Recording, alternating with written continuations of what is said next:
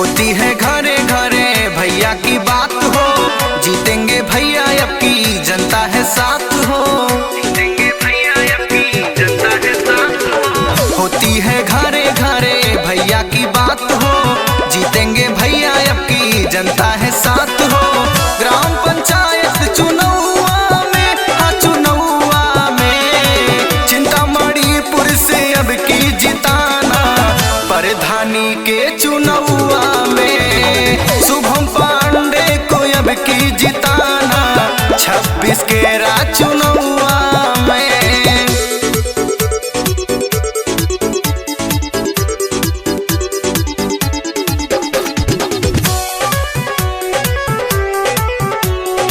Music by Aman Rock.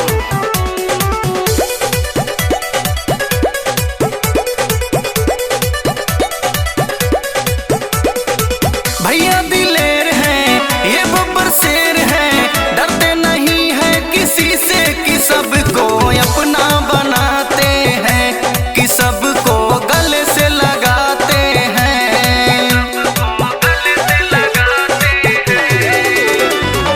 भैया दिलेर हैं, ये बब्बर शेर हैं, डरते नहीं है किसी से कि सबको अपना बनाते हैं, कि सबको गले से लगाते हैं।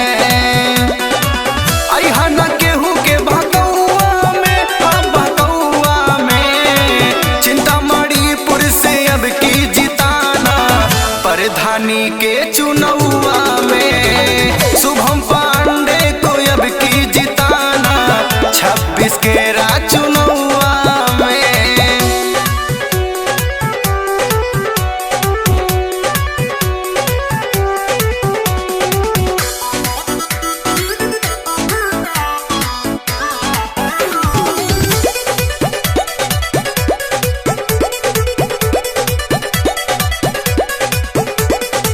इनकी ही बात है, इन पे विश्वास है, सारी जनता को इन पे तो अब की बहुत ही गुमान है, होने वाले ये प्रधान हैं। होने वाले ये प्रधान हैं।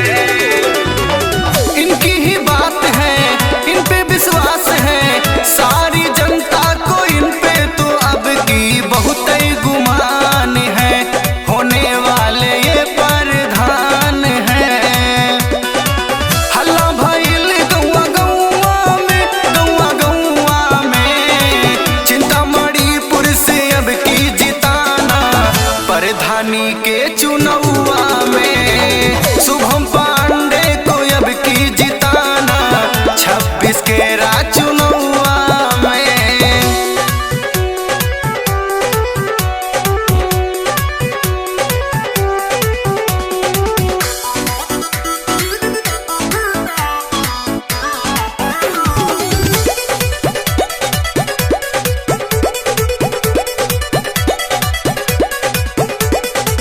जनता ने ठाना है, नहीं भूलाना है, करो प्रधानी की तैयारी, यही जाके घर घर बताना है कि संदीप दुबे को जिताना है।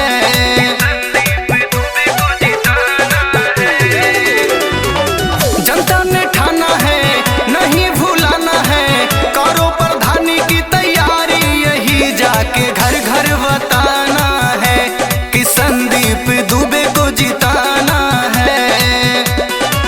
अहा न केहू के दौआ में, अरे दौआ में चिंतामणिपुर से अब की जिताना, प्रधानी के चुनाव